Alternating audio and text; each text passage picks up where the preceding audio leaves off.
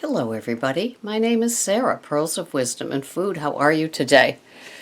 So, today, my little topic is how about understanding that the pain and the head, the busy head, and all of that perseverating and confusion and self beating up and loathing and all that, that might come from doing nothing versus diving in, saying, I can do it, I'm going to pull the trigger, I'm going to join a program, be it one that costs money, like Weight Watchers with the Smart Points, or do a tracker and become accountable to the community group there, like I do with Lose It, or some other program where you actually give in to what it is that you've been resisting. Think about that. How cool, how great, how wonderful it would be for you if you could just really, really this time plug into a lifestyle change, not a lose the weight until I fit into this or that sort of thing, but a real, true way of eating lifestyle change. Finally, forever. There could be 3 steps forward and maybe 1 or 2 back every now and then as you learn that you can't go back and do those things anymore. That's how we learn. Actually, I've heard some people say that on a rare and appropriate time, like a birthday, they can have a slice of cake and it doesn't spin them out of control and they go down this, they end up in this bad neighborhood. That some people can actually do that. I know that I'm so satisfied with what I eat every day that the thought of it really doesn't come back to me, because I think it's because of the fats in my food plan. And when I have a delicious midday meal with plenty of fats, it holds me over during my horrible time, which is 12 to 5. And I don't have the nighttime eating thing that a lot of the people here talk about. And in fact, there's one website where the woman has 3, she calls them snacks, after her dinner. Of course, her dinner, it would have me waking up at 9 after going to bed at 8 because there's just no volume, no veggies and stuff, but I digress.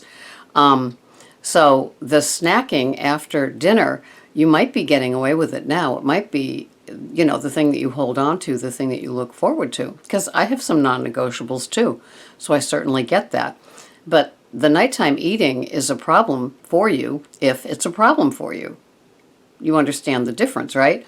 If you can nighttime eat and you're losing your weight or you're maintaining your weight and you feel good about it, and it doesn't trigger the more in you, that pulling of that switch that I'm familiar with, then go for it.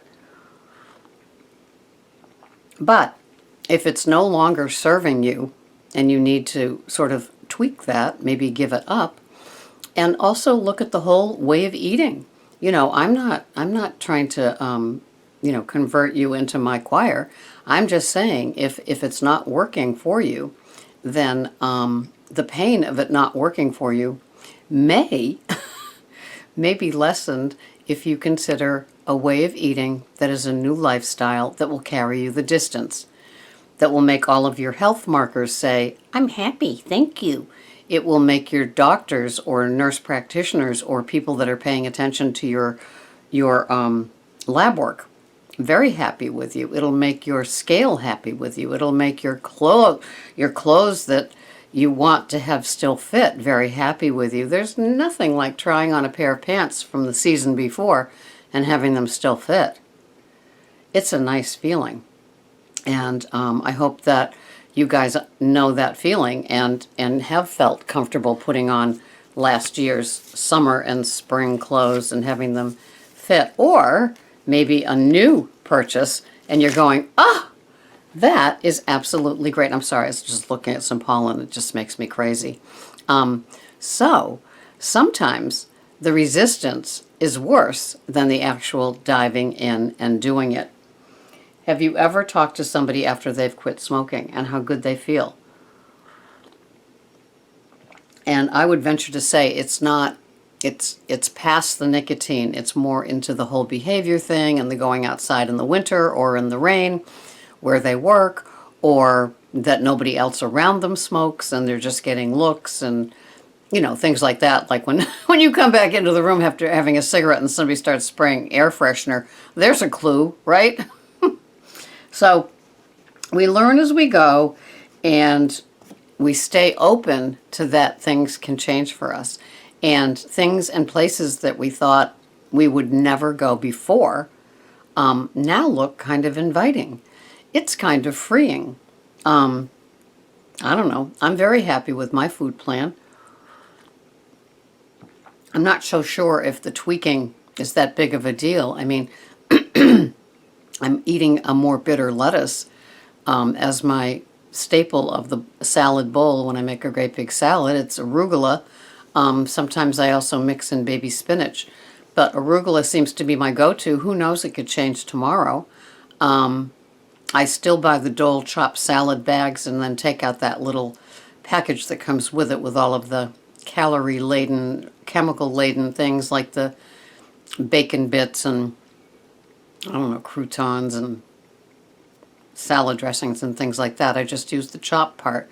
But I do sense that it is pumped full of gas, Dinah, and or Dina, and yeah, I feel it in my belly. But you know, so I don't use it all the time, but when I do, but I'm liking the arugula. I buy them in the tubs. I buy them. Well, it's not organic, the one that I have right now, but it is that. It is the no GMOs and triple washed, and so, I mean, the Albertsons Shaw's Star has a $5 one that is this big, literally this big, and that's a lot of salads. And so, you know, that was a switch that wasn't really a way of eating. It was in my lifestyle switch. My lifestyle switch was becoming fat adapted and not glucose adapted. And that came when I gave up the grains and the sugar. And still no regrets. I'm in my 10th month of doing that and maintaining my weight. I did put on a couple of pounds over the winter, but you know, I'm not going to beat myself up. I'm going to be 66 next month or 2 months. And so, you know, I still do what I do. I weigh and I measure and I walk and I, you know, I don't cheat. I hate that word. I don't, you know, take things off of other people's plates or have a bite of this or that at a place where I'm at, which I wouldn't allow in my food plan and think it doesn't count. I'm not doing that. So I've broken a lot of the behaviors that were associated with the wrong foods. And yes, there are behaviors associated with wrong foods. Think about it. Sometimes it means eating standing up or eating in the car or eating, you know, think of people that sneak in cigarettes as if they're not noticed, but with the smell. But maybe you still are doing that with food and thinking, if no one else sees me, it's okay. If the tree falls in the forest and nobody hears it, you know, that sort of thing. And yeah, sorry to tell you that sneaking a bite of something in the kitchen or popping that chicken nugget in your mouth that your kid didn't eat, that does count, even if it's not on your tracker. Even if you're still losing, it counts because you're still doing a behavior that comes from how you ate before, and that's really not gonna fly forever with a new lifestyle, right? So, sometimes the resistance and the pain of not going forward, the fear of not going forward, is keeping you from discovering something that is like, I wish I did this last week, last month, last year. Now I understand what they're talking about with the way of eating and a lifestyle that can carry me the distance instead of trying to just adjust everything to make it work so I can still have this certain thing that might not be working for me anymore. Just a suggestion. Have a wonderful day. This has been Sarah, Pearls of Wisdom and Food. Bye-bye for now.